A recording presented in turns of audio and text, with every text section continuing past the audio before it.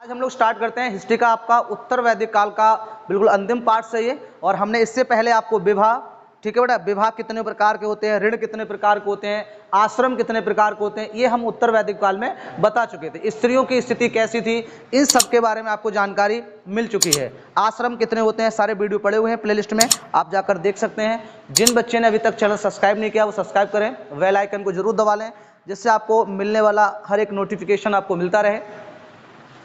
हमारी live class 8 बजे चलती है, जो प्रैक्टिस सेटों की रहती है। जितनी भी चीज़ें हमने करा रखी होती है उनका प्रैक्टिस सेट लगवाते हैं हम। और 9 से 9:30 बजे हिंदी की रहती है, आप उसे विशेष रूप से देख सकते हैं, ठीक है बेटा। सभी प्लेलिस्ट बनी हुई है, रीजनिंग, मैथ, हिस्ट्री, इंग्लिश, सही है, सभी की प्लेलिस्ट बनी हुई है, आप जाकर वहाँ देखें। और कैसा आपको वीडियो लगा ये जरूर बताएं। चलिए बेटा हम स्टार्ट करते हैं इसी के साथ। उत्तर वैदिक सभ्यता का आज हम लोग पढ़ते हैं कृषि के बारे में। किसके बारे में पढ़ेंगे बेटा? कृषि के बारे में, कि उन लोगों की कृषि कैसी थी, कितना महत्व था, ठीक बेटा। आपको याद रखना है पूर्व वैदिक सभ्यता में पशुओं पर ज्यादा ध्यान था, यानी कि पशुपालन पर ध्यान था। कृषि जो थी बेटा वो गौड़ थी। कैसी थी बेटा? गौड़ थी, मतलब कृषि पर ज्यादा ध्यान नहीं था, क्योंकि पानी की व्यवस्था इतनी अच्छी नहीं थी वहां पर। नदियों के पास रहते थे, जितना बारिश हो जाती थी उतनी उनको फसलें मिल जाती थी। लेकिन जैसे जैसे उत्तर वैदिक सभ्यता में ये लोग आए तो इस टाइम पर इनको क्या हुआ, थोड़ा सा जानकारी हो गई, ये हल्के हल्के आधुनिक होने लगे और इन्होंने कृषि पर बल देना स्टार्ट कर दिया। तो आपको ध्यान रखना है यहाँ पर कृषि जो रहेगी बेटा वो क्या हो जाएगी, मुख्य हो जाती है। कृषि कौन हो जाएगी? मुख्य। और जो आपका पशुपालन है, पशुपालन है, वो आपका कैसा हो जाता है बेटा? गौड़ हो जाता है, ठीक है बेटा, विशेष रूप से नहीं है। आज वर्तमान में अगर हम देखें तो पशुपालन का ज्यादा महत्व तो नहीं रहा है, ठीक है बेटा। गाय है, भैंसे फिर भी आप लोग पाल रहे हो, गायों को पूरी तरह से छोड़ रखा है आप लोगों ने, ठीक है बेटा। तो गायों का कोई महत्व तो नहीं रहा। अभी एक मंकी पॉक्स करके एक शायद बीमारी चली है, वो भी गाँव में आई है अभी, और उनकी तरह से उसे पूरी तरह प्रबंधित कर दिया गया है। तो गाय खतरे में जहाँ तक है, ठीक है बेटा। तो महत्व तो हल्के हल्के कम होता है, क्योंकि आपको जरूरत नहीं है पशुपालन की। अब पहले लोग उसे बेचा करते थे, धन कमाया करते थे, धन अर्जित करा करते थे, लेकिन अब आपको नहीं जरूरत है, क्योंकि आप जॉब कर रहे हो और भी चीजें आ गई, तो आप वहां से भी धन को संचित कर सकते हो बेटा, ठीक है। तो आगे बढ़ते हैं, वो लोग कृषि की बात में समझ में आ जाए। तो कृषि जो इस टाइम पर थी बेटा वो मुख्य हो गई थी, और जो पशुपालन था बेटा वो कैसा हो गया था? गौड़ हो गया था, ठीक है। शतपथ ब्राह्मण में, इसमें एक डेट आपको रहेगा बेटा, शतपथ ब्राह्मण में जो इनके वीडियो पड़े हुए उनमें आप देख सकते हो कि शतपथ ब्राह्मण क्या था, किसका शतपथ ब्राह्मण था। शतपथ ब्राह्मण में व्यवस्थित रूप से, व्यवस्थित रूप से, व्यवस्थित रूप से या बेटा ढंग से कृषि का उल्लेख मिला है। अगर आपसे पूछे कि कृषि का उल्लेख व्यवस्थित ढंग से कहाँ मिला है, तो आपको ध्यान रखना है शतपथ ब्राह्मण में मिला है, ये आपको याद रखना है। व्यवस्थित रूप से कृषि का ढंग जो मिला है वो बेटा कहाँ मिला है आपको, तो आपको याद रखना है ये व्यवस्थित ढंग कृषि का जो मिला है वो शतपथ ब्राह्मण से मिला है, कि खेती को या तो प्रॉपर रूप से किया जा रहा था, ये आपको याद रखना है। अर्थवेद में ध्यान रखना है बेटा, अर्थवेद में, अर्थवेद में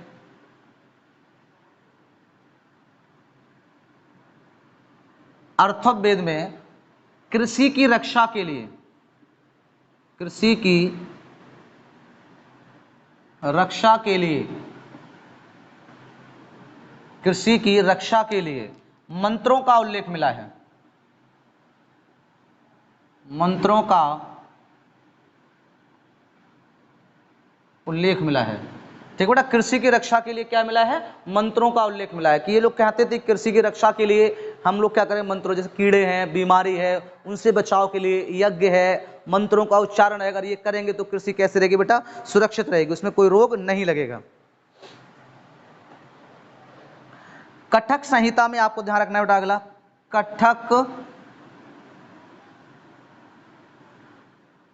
कठक संहिता में उल्लेख मिला है कि हल को 24 बैल खींचते थे, ठीक है। कठक संहिता में किसका उल्लेख मिला है बेटा? कि 24 बैल जो है वो हल को खींचा करते थे, हम आपको पहले ही बता चुके हैं, आप वीडियो देख सकते हैं। तो इनके बारे में कृषि का क्या मिला है बेटा? उल्लेख मिला है, ठीक है बेटा। चलिए, इसमें जो मेन फसलें उगाई जाया करती थी वो कौन कौन सी थी, उनकी हम लोग बात कर लेते हैं। कृषि में ही सबसे जो मेन फसलें थी वो कौन सी उगाई जाती थी, उनकी हम लोग बेटा बात कर लेते हैं, ठीक है बेटा। तो वो कौन कौन सी होती हैं उनकी हम लोग थोड़ी सी बात करते हैं, चर्चा करते हैं, तो आपको उसमें बेटा समझ में आ जाएगा। चलिए, तो फसलें डाल लेते हैं हम इसको, कि कृषि में जो मेन फसलें थी वो कौन कौन सी थी। तो बात कर लेते हैं बेटा फसल, कि कौन कौन सी फसलों का उल्लेख मिला है यहाँ पर, और उनको क्या बोला करते थे उस टाइम पर, ये आपको याद रखना है। पहली फसल जो आती है बेटा उत्तर वैदिक काल में वो यव आती है।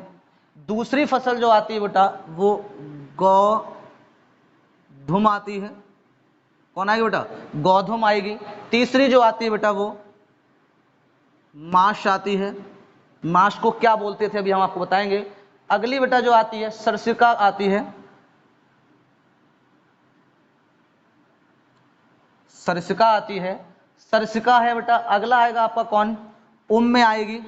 उम्म फसल जो उत्तर वैदिक काल में होती थी उसे बोलते क्या थे? उम्म।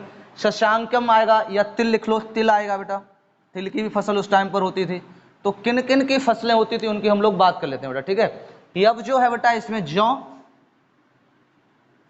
अब कौन आ जाएगा बेटा? जौ। गोधुम का मतलब क्या होता है बेटा? गेहूं। मास का पूछेगा, मास का मतलब क्या होता है? तो उड़द होता है, जो दाल होती है बेटा उड़द की, उसे बोला करते थे। सरसिका का मतलब क्या होता है बेटा? सरसों था। क्या था बेटा? सरसों था। उम्म का मतलब पूछेगा बेटा, उम्म अलसी को बोलते हैं बेटा। उस टाइम में किसको बोलता है बेटा? अलसी को। अभी वर्तमान में बेटा इसको अलसी कहा जाता है, ठीक है। अगला तिल बेटा हम आपको बता चुके हैं। तो तिल का मतलब तिली से है, जो तिल हुआ करता था वो तिली से था। तो इतनी जो फसलें हैं वो बेटा किसमें हुआ करती थी? उत्तर वैदिक काल में हुआ थी। कौन होती थी बेटा? उत्तर वैदिक काल में हुआ करती। तो आपसे पूछ सकता है कि उत्तर वैदिक काल में कौन कौन सी फसलें हुआ करती थी, ये आपको याद रखना है, ठीक है। तो उत्तर वैदिक काल में जो खेती का महत्व था बेटा वो क्या हो गया था? लगातार बढ़ गया था। तो ये आपको याद रखना है, ठीक बेटा। यहां तक किसी बच्चे को कोई दिक्कत हो तो आप बता सकते हैं। और कैसा वीडियो लग रहा है इसको बिल्कुल ध्यान से देख लें। सारे हिस्ट्री के वीडियो आपके पड़े हुए हैं। आप पार्ट 1 से स्टार्ट करेंगे, वैदिक, सिंधु, आपका सिंधु सभ्यता से स्टार्ट करा हुआ है, तो आप पूरा देख सकते हैं, ठीक है। जल्दी ही आपको आधुनिक भारत आ जाएगा फटाफट। उसमें 1857 पूरा आधुनिक भारत, दिल्ली सल्तनत, ये सब हम लोग पढ़ने वाले हैं। बस आप जुड़े रहिए, वीडियो को लाइक करते रहिए, शेयर जरूर करें आपको, ठीक है। फटाफट अपने दोस्तों को भी बताएं, बिल्कुल फ्री मिलता रहेगा। और यूपी पैट के बाद आपको स्पेशल क्लासेस मिलती रहेंगी, हिस्ट्री, भूगोल, मैथ, रीजनिंग, सभी के फाउंडेशन बैच चलेंगे हमारे इस पर। तो आप सभी लोग जुड़ते रहिए इसमें। अब बेटा हम नेक्स्ट बात करते हैं, कृषि के बाद आता है अगला हमारा पशुपालन। अगला कौन आएगा बेटा? पशुपालन। तो पशुपालन की थोड़ी सी हम लोग चर्चा कर लेते हैं। तो उत्तर वैदिक काल का जो पशुपालन था वो किस टाइप का था, किसको महत्व दिया करते थे, किस जानवर को महत्व नहीं देते थे। अगर पूछता है कि उत्तर वैदिक काल में सबसे महत्वपूर्ण जो आपका पशु माना गया था वो कौन था? सबसे महत्वपूर्ण क्या पूछेगा बेटा? आपका सबसे महत्वपूर्ण पशु माना गया था। महत्वपूर्ण पशु, तो महत्वपूर्ण पशु जो ये लोग मानते थे बेटा वो गाय को मानते थे। किसको मानते थे? गाय को। तो ये आपको याद रखना है बेटा, किसको मानते थे? ये गाय को मानते थे। तो महत्वपूर्ण पशु किसको माना था इन्होंने? गाय को माना था, ठीक है बेटा। दूसरा इसका जो जानवर रहता था, जैसे हम इसे पालतू बनाया था इन लोगों ने, पालतू, तो बेटा वो कौन था बेटा? हाथी था। कौन था बेटा? हाथी था, ध्यान रखना। अगर पूछे कि पशुपालन, गाय के बाद दूसरे स्थान पर इन्होंने किसको पाल रखा था, तो आप कहोगे हाथी को था, ठीक है बेटा। हाथी को पालने या देखभाल करने वाले को महावत कहते हैं। जो हाथी को पालता है, पालन, तो उसे बेटा महावत कहते हैं। क्या कहते हैं बेटा? महावत। जो पालता है, देख रखाव करता है, उसको सिखाता है, तो उसे क्या कहते हैं बेटा? महात्व कहते थे। तो हाथी जो था ये भी इनके प्रचलन में था, ये आपको याद रखना है। अगर यहाँ तक किसी को कोई दिक्कत हो तो बताइए बेटा, ठीक है। अगली बात करते हैं कि इनका व्यवसाय जो था, ये व्यापार करने लगे थे, तो व्यवसाय किस प्रकार का था, तो हम लोग इसकी चर्चा करते हैं फटाफट। और उत्तर वैदिक काल को आज समाप्त कर देंगे हम लोग, चिंता ना करें आप, पूरा टॉपिक हो जाएगा। काफी टाइम से चल रहा था ये हमारा, काफी हमने आपको करा दिया था। तो व्यवसाय, जो व्यवसाय था, जो व्यवसाय करा करते थे ये लोग, वो क्या क्या कहलाता था? व्यवसायी। और किस किस का व्यवसाय करते थे, उन्हें उस टाइम पर क्या क्या बोलते थे, तो उन व्यवसायी की हम लोग बात करते हैं कि व्यवसाय कौन कौन सा ये लोग करते थे, ठीक है बेटा। तो सबसे पहले आता है, जो पहला वर्ड आएगा आपका वो कौन है? कीनासी।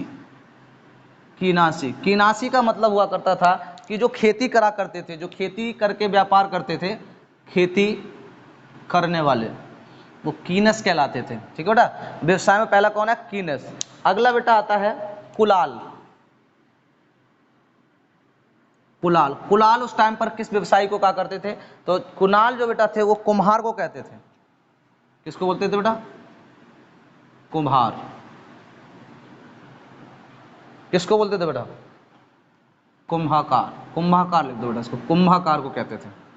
अगला बेटा जो नाम आता है वो है आपका बिदलकार।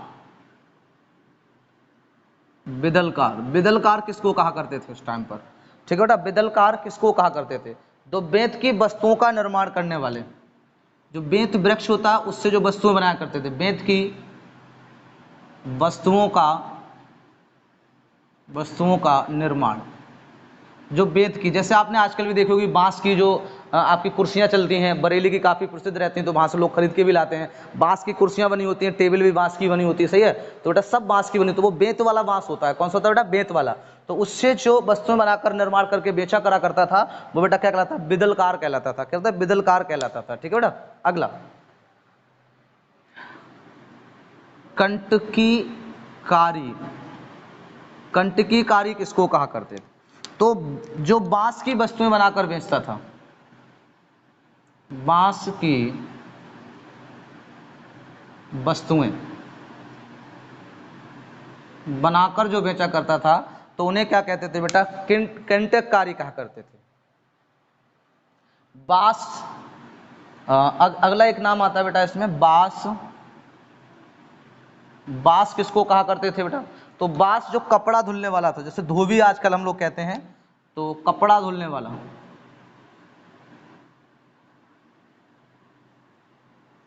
कपड़ा धुलने वाला, तो जो कपड़ा धुलने वाला हुआ करता था उसे क्या कहते थे बेटा? बांस। तो बांस मतलब होता ही अंग्रेजी में कहते हैं बांस। ठीक है बेटा। अगला आता है रजयत्री।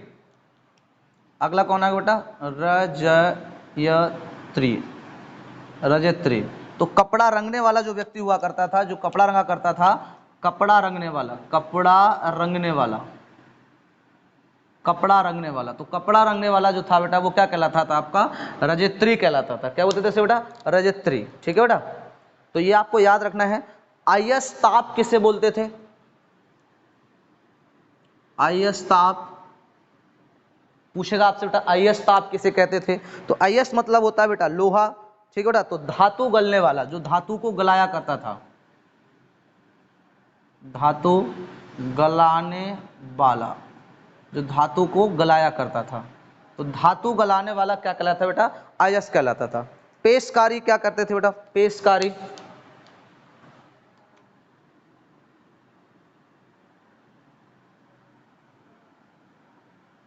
पेशकारी किसे कहते थे बेटा? तो पेशकारी बेटा जो जो कढ़ाई बुनाई करता था, जो करता था बेटा कौन? कढ़ाई बुनाई करता था, कढ़ाई बुनाई, जो कढ़ाई बुनाई करा करता था उसे बेटा क्या कहते हैं? पेशकारी कहते थे। तो यहां तक आप लोगों को बेटा समझ में आ गया होगा। ठीक है बेटा। तो आगे हम लोग बात करते हैं। और इसी समय में अगर आपको याद हो तो एक और चीज चली थी, यज्ञ पूछे जाते हैं कि यज्ञों का प्रचलन सबसे ज्यादा आपको कहाँ देखने को मिलता है? तो आपको याद रखना है, यज्ञों का जो सबसे ज्यादा प्रचलन देखने को मिला था बेटा वो आपको उत्तर वैदिक काल में मिला था। तो कौन कितने यज्ञ होते हैं उनकी भी हम लोग चर्चा कर ही लेते हैं, आपको समझ में आ जाएगा। और लास्ट में आपके रह जाते हैं बेटा संस्कार कितने होते हैं? 16, उनकी हम लोग चर्चा करेंगे और फिर आपका ये चैप्टर खत्म हो जाएगा। ठीक है ना बच्चे? चलिए बेटा स्टार्ट करते हैं इसको और हेडिंग डाल लेते हैं बेटा यज्ञ। यज्ञ, यज्ञ कितने होते हैं? तो बेटा 5 होते हैं। ऐसे महा, पंच यज्ञ या पंच यज्ञ कहलाते हैं, या महायज्ञ कहते हैं इन्हें, महायज्ञ। और कितने होते हैं बेटा ये? तो आपको बताना, एक एक करके इनको पढ़ते हैं। तो 5 होते हैं। कितने होते हैं बेटा? 5। अगर पूछे यज्ञों की संख्या कितनी बताई गई है तो 5 बताई गई है। तो कौन कौन से यज्ञ होते हैं? यज्ञ में बेटा मंत्रों का उच्चारण होता है, आम की लकड़ी वगैरह सब देखा होगा आपने। बड़े बड़े जो यज्ञ होते हैं उसमें बहुत सारे घी की आवश्यकता होती है, देसी घी को इस्तेमाल करते हैं। बट ये जरूर कहा जाता है कि जब यज्ञ होते हैं तो उसका जो हमारा वातावरण है वो बहुत शुद्ध होता है, उसके धुआं से शुद्ध होता है, उसमें जो सामग्री पड़ी होती है उससे शुद्ध होता है। तो उन्हें हम लोग महायज्ञ कहते हैं। और यज्ञ का प्रचलन ज़्यादा इस टाइम पर नहीं रहा है, बट उस टाइम पर सबसे ज़्यादा यज्ञों का प्रचलन हुआ करता था। ठीक है बेटा, हर चीज़ में यज्ञ। लेकिन आज भी हम लोग करवाते हैं, कोई गृह प्रवेश करें या कुछ भी करें बेटा, कोई नया कार्य करें, कोई बहुत बड़ा काम करने वाला है, कोई आपका बहुत बड़ा काम बन गया है, आपको जॉब मिल गई है, तो फिर आप कहीं ना कहीं हवन करवाते हो, आपने देखा भी होगा। बट अब छोटे छोटे होते हैं, लोगों पे टाइम इतना नहीं है। जो ब्राह्मण लोग होते हैं वो भी बहुत शॉर्ट में निपटा कर चले जाते हैं, जबकि यज्ञ जो होते हैं बेटा वो बहुत टाइम लेते हैं, उनमें मंत्रों का बहुत अच्छी तरह से उच्चारण होता है, तभी वो महायज्ञ माने जाते हैं। ठीक है बेटा। इसमें बेटा पहली बात कर लेते हैं हम लोग। पहला आता है हमारा देव यज्ञ। कौन आएगा बेटा? देव यज्ञ। तो देव यज्ञ जो बेटा है वो क्या होता है, क्या करते हैं इस यज्ञ में? तो पहला ही हमारा रहता है कौन बेटा? देव यज्ञ। देव यज्ञ में अगर देखा जाएगा तो यज्ञ करने वाले देवताओं को, यज्ञ करने वाले जिससे देवता का हम लोग यज्ञ कर रहे हैं, यज्ञ करके देवताओं को क्या करा जाता है? प्रसन्न करा जाता है। तो ध्यान रखना, यज्ञ देव में क्या होगा बेटा? यज्ञ करके देवताओं को प्रसन्न किया जाता है। यज्ञ करके देवताओं को प्रसन्न करा जाता है, देवताओं को प्रसन्न किया जाता है, देवताओं को क्या किया जाता है बेटा? प्रसन्न किया जाता है। ये आपको याद रखना है पहला। दूसरी हम लोग बात करते हैं, दूसरा यज्ञ कौन सा था? देव यज्ञ। समझ में आ गया होगा आपको कि हम इसके द्वारा देवताओं को क्या करेंगे बेटा? प्रसन्न करेंगे। अब आता है बेटा ब्रह्म यज्ञ।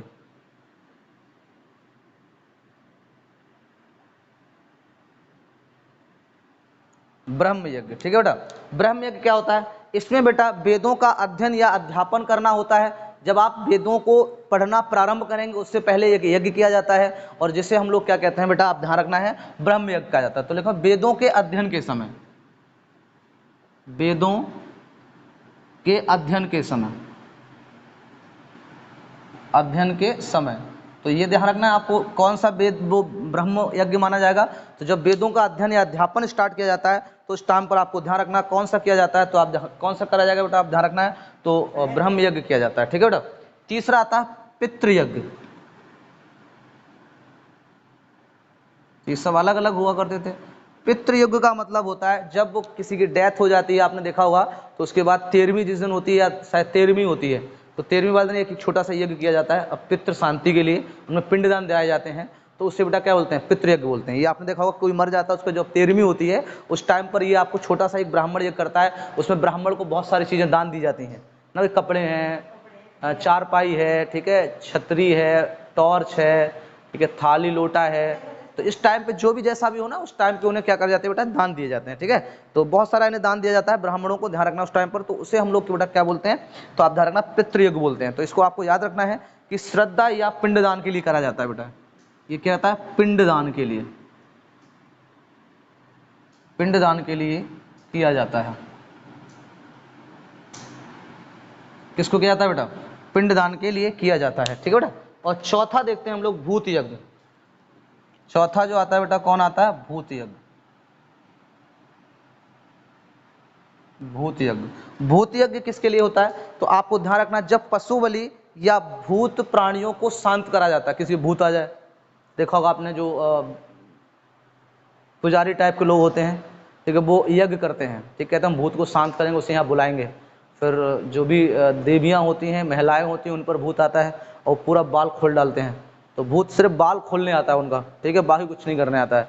तो हवन करा जाता है, उसको शांत किया जाता है, उससे पूछा जाता है, ठीक है। तो वो अपनी अपनी रामायण बताते हैं, हर अपनी अपनी जगह, वो तो आपका उनका मैटर है, हम लोगों को याद रखना है बेटा, ठीक है। तो भूत यज्ञ के लिए आपको रखना, या तो किसी भूत प्राणी का शांति के लिए किया जाता है, या पशु बलि के लिए किया जाता है, ध्यान रखना। तो बेटा या तो इसको पशु बलि के लिए किया जाएगा, पशु बलि के लिए कहा जाएगा, या फिर भूत प्राणी को शांत करने के लिए, भूत प्राणियों को शांत करने के लिए किया जाता है। किसको किया जाएगा बेटा? भूत प्राणियों को शांत करने के लिए जाता है। अब लास्ट आता है बेटा पांचवा, पांचवा यज्ञ। चार हो चुके हैं आपके, पांचवा, इससे बेटा नृग्य यज्ञ बोलते हैं हम। ये लास्ट यज्ञ होता है, पांचवा यज्ञ होता है। ये अतिथि सेवा के लिए किया जाता है। किसके लिए किया जाता है बेटा? अतिथि सेवा के लिए। तो आपको अलग अलग पूछ सकता है, ये अतिथि सेवा के लिए किया जाता है, अतिथि सेवा के लिए किया जाता है। तो ध्यान रखना बेटा, ये आपके 5 यज्ञ जो होते हैं वो आपके यज्ञ कहलाते हैं, इन्हें पंच महायज्ञ कहते हैं, ध्यान रखना है इसको, ठीक है बेटा। तो ये आपके किस किस के लिए होते हैं ये आपको समझ में आ गया होगा, ठीक है बेटा। यहाँ तक सबको समझ में आ गया होगा। अब हम लोग बात करते हैं बेटा संस्कारों की, कि कितने संस्कार होते हैं। और ये संस्कार जो होते हैं ये उत्तर वैदिक काल में ही आए थे, ठीक है। मनुष्यों में संस्कृति और उनके दर्शाया गया है। आज भी हम लोग इन संस्कारों को करते हैं। हिंदू धर्म में 16 संस्कारों का क्या किया गया है बेटा? वर्ण किया गया है। कितना किया गया बेटा? 16 संस्कारों का।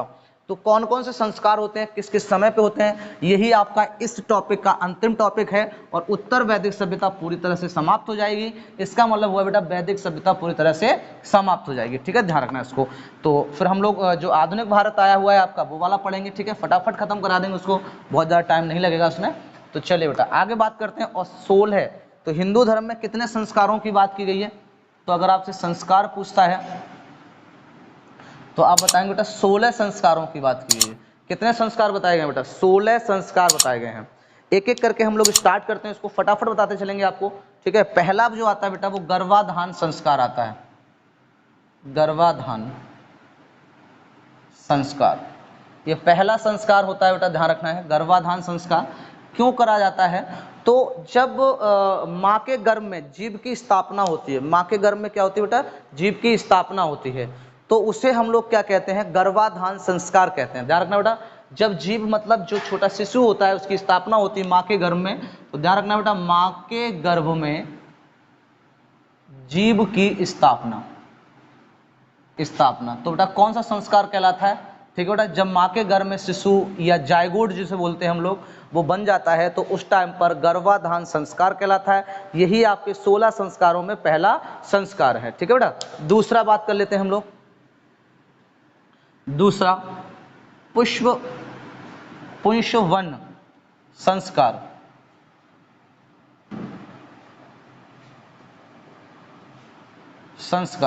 ये पुष्पवन संस्कार क्या होता है? ये बेटा पुत्र प्राप्ति के लिए क्या जाता है कि जो जीव गर्भाधारण में ठहरा हुआ है वो सिर्फ किसका हो? पुत्र प्राप्ति हो, मतलब कन्या नहीं आए उसके लिए, सिर्फ पुत्र आए, तो उसके लिए बेटा कौन सा वो करते थे? तो पुष्पवन संस्कार करा करते थे। तो आपको ध्यान रखना है बेटा पुत्र प्राप्ति के लिए करते थे बेटा, पुत्र प्राप्ति के लिए। डायरेक्ट आपसे पूछेगा पुत्र प्राप्ति के लिए कौन सा संस्कार किया जाता था, तो आप बता सकते हैं पुष्पवन संस्कार करा करते थे।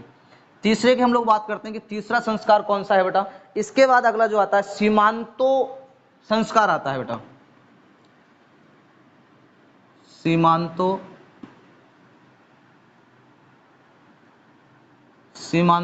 संस्कार। तो सीमांतो संस्कार आता है, इसको आपको याद रखना है। सीमांतो संस्कार क्या होता है? तो जब गर्भधारण स्त्री के सुख और सांत्वना हेतु करा जाता है कि जो स्त्री है जिसके पेट में गर्भ ठहरा है वो खुश रहे, वो सही रहे, वो निरोगी रहे, उसे कोई रोग ना लगे, तो आपको ध्यान रखना है। तो उसके सुख के हेतु करा जाता है, सुख हेतु किया जाता है। किसके बेटा? स्त्री के, जिसके पेट में गर्भधारण हुआ है। चौथा बात करते हैं, ये सब है गर्भधारण से प्राप्ति होगी, फिर हम लोग विद्यालय जाएंगे, गुरुकुल जाएंगे, शादियां होंगी और फिर एक दिन मर जाएंगे। तो यही 16 संस्कार हैं आपके, जो पूरे क्रिया चलती रहती है वो 16 संस्कार की चलती रहती है ना, जन्म से लेकर मृत्यु तक का सारा बात इसमें करी गई है। अगली बात करते हैं जातक कर्म। जातक कर्म संस्कार क्या होता है? जातक कर्म या जात कर्म लिख सकते हो, जात कर्म संस्कार। जात कर्म संस्कार कौन सा होता है? जात कर्म संस्कार कौन सा होता है? तो जात कर्म संस्कार होता है जब शिशु के जन्म के समय, जब शिशु का जन्म होने वाला होता है तो उस टाइम पे किया जाता है। ये शिशु के जन्म के समय,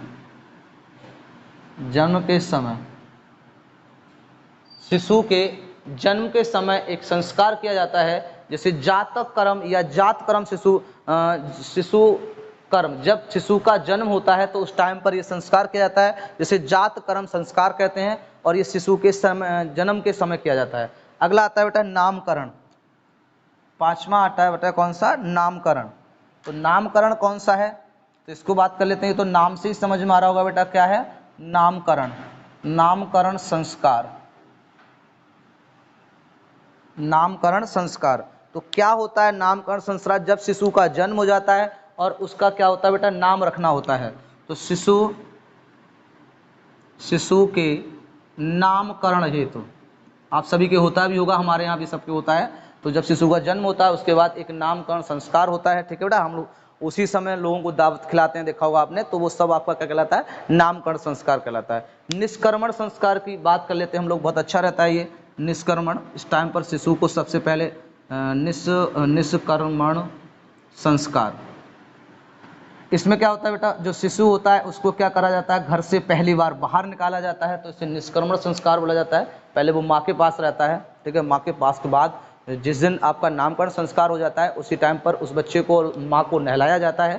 ठीक है, बहुत सारी क्रियाएं उसमें होती रहती हैं, आप लोगों ने देखे होंगे ये, और नहीं हो तो पता होगा सभी को जहाँ तक है, तो करा जाता है। उसके बाद जब ये सारी क्रिया हो जाती है, फिर नेक्स्ट जो पद रह जाता है तो बच्चे को घर से निकाला जाता है। बस निकल गया, सदा के निकाल दिया गया, मतलब उसको आप घुमा सकते हो, आप घर से बाहर ले जाकर कहीं भी उसको घुमा सकते हो, बच्चे को कहीं भी ले जा सकते हो, ठीक है। अगर नामकरण संस्कार नहीं हुआ तब तक उसको शिशु को माँ से दूर नहीं किया जाता है, और क्या नाम है, उसको घर में ही रखा जाता है, 4 दीवारी के अंदर, उसको बाहर आप नहीं ले जा सकते हो। तो वो एक अपशगुन माना जाता है कि कुछ ना कुछ तो भाई सब दिक्कत हो जाएगी अगर आप बाहर ले गए तो, सही है। लेकिन उसके बाद निष्क्रमण संस्कार जब हो जाता है तो उस बच्चे को क्या करते हैं, घर से पहली बार बाहर निकाला जाता है, बोले अब ये बाहर जा सकता है, आपसे कहीं ले जाओ, चाचा ले जाए, बुआ ले जाए, फूफा ले जाए, पड़ोसी ले जाए, कोई भी ले जाए, ठीक है। बाहर घुमा सकते हैं, रोड घुमा सकते हैं, ठीक है, टहला सकते हैं, हरियाली दिखा सकते हैं आराम से, बचपन से ही वो हरियाली देख सकता है, ठीक है बेटा। तो पहला कौन कहलाएगा, ये निष्क्रमण संस्कार कहलाता है। तो ध्यान रखना, शिशु जो है बेटा वो पहली बार घर से बाहर निकलता है, ध्यान रखना है। तो घर से क्या होता है, पहली बार बाहर निकलेगा, ये घर से पहली बार बाहर निकलता है, बाहर निकलता है, ठीक है बेटा। तो ये आपके 6 जो थे वो क्या थे, 16 संस्कार में 6 हो गए हैं, 10 अभी हमारे पास बचे हैं। तो फटाफट इसको भी जरा हम कर लेते हैं, आपको सबको समझ में आ रहा होगा, ध्यान से, नहीं आया तो वीडियो को रोक रोक कर दोबारा से देख सकते हो, जिससे आपको ये समझ में आ जाए। अक्सर इनसे क्वेश्चन पूछ लिया जाता है, तो आपको कम से कम इतना तो याद होने चाहिए कि आपको 16 संस्कार होते हैं हिंदू समाज में, आर्य समाज में, ठीक है बेटा। तो ये आपको याद रखना है। नेक्स्ट हम लोग बात करते हैं निष्क्रमण के बाद अन्नप्राशन। इसमें अन्न दिया जाता है बच्चों को पहली बार,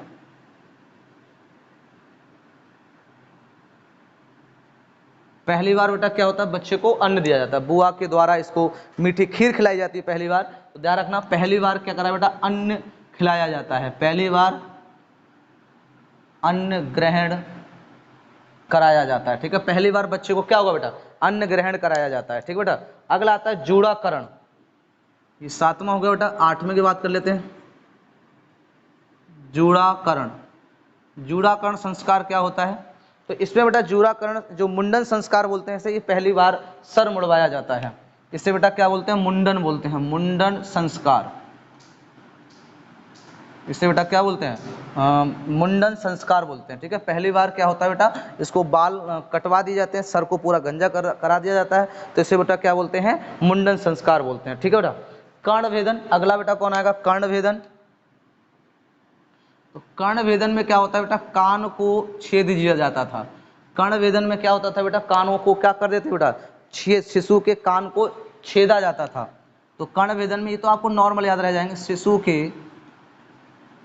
कर्ण को भेदा जाता था, कर्ण को क्या होता है बेटा, भेदा जाता था।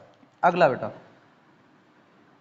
10 की बात कर लेते हैं बेटा। तो विद्या आरंभ होता है, तो विद्या आरंभ में आपको समझ में आ गया होगा, विद्या आरंभ करने के लिए पहली बार ये बाहर जाएगा, यानी कि गुरुकुल जाएगा, तो विद्या आरंभ संस्कार कहलाता है, ये आपका बेटा 10वां है। तो विद्या संस्कार का मतलब क्या होता है, जब शिशु अक्षर ज्ञान कराया जाता है, जब शिशु को बेटा क्या कराया जाता है, अक्षर ज्ञान कराया जाता है, अक्षर ज्ञान,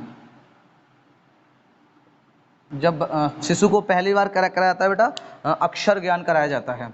अगले हम लोग बात करते हैं, अगले जो आपका संस्कार है उपनयन संस्कार, बहुत इंपॉर्टेंट रहता है ये, उपनयन संस्कार।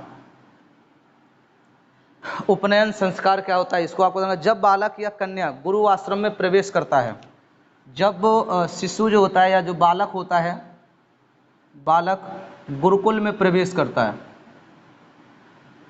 गुरुकुल में प्रवेश करता है, तो जो बालक गुरुकुल में प्रवेश करता है उसको ध्यान रखना, उसे क्या बोलते हैं बेटा, उपनयन संस्कार बोलते हैं। और यहीं से इसकी शिक्षा का क्या होता है बेटा, प्रारंभ हो जाता है। ये लगभग आपका 16-17 साल से इसको स्टार्ट कर दिया जाता है और लगभग 25 वर्ष के समथिंग इसको समाप्त कर दिया जाएगा। तो आपको ध्यान रखना है, ये बेटा 11वां रहता है। अगले हम लोग बात करते हैं बेटा 12वें की। 12वां कौन सा होता है आपका संस्कार, ठीक है। फटाफट इनको वापस लौटवाते हैं, अभी हमने इसे गुरुकुल भेज दिया है। अब आता है बेटा विद्या आरंभ, ठीक है बेटा। विद्या आरंभ क्या होता है, वेदा आरंभ बोलते हैं बेटा इसको, वेदा आरंभ।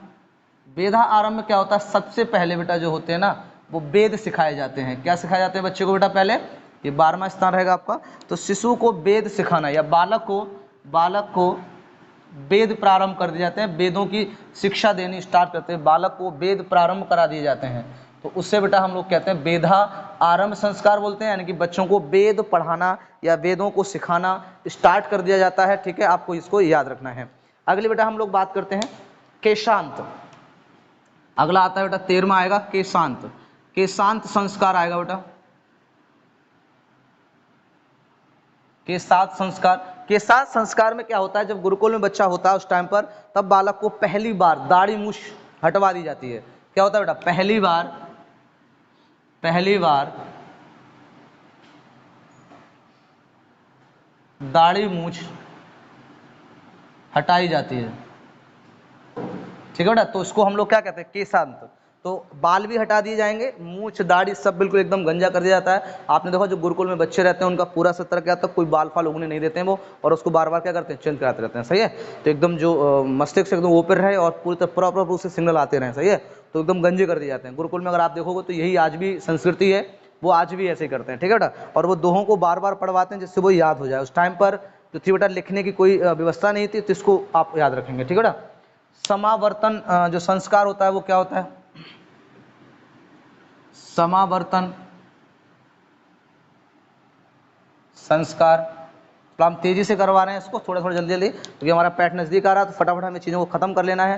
ठीक है, समावर्तन शिक्षा पूर्ण होने पर गुरु द्वारा संपन्न कराया जाता है। ये जब बेटा बच्चा जो होता है पूरी तरह से शिक्षा समाप्त कर लेता है, तो ये गुरुकुल में ही गुरु द्वारा कराया जाता है। ध्यान रखना, शिक्षा समाप्ति पर कौन सा संस्कार कराया जाता है ये आपसे पूछ सकता है, तो आपको समावर्तन कराया जाता है और ये गुरु द्वारा समाप्त कर दिया जाता है। अगला आता है बेटा 15वां,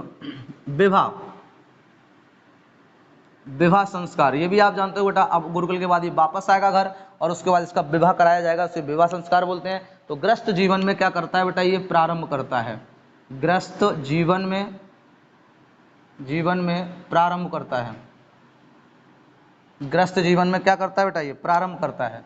और अंतिम आता है बेटा 16वां, इसे अंतुष्टि संस्कार बोलते हैं। इसके बाद आपकी कोई इच्छाएं नहीं रहती हैं, सब कुछ ये बेटा खत्म हो जाती हैं, और ये कहलाता है अंतुष्टि संस्कार।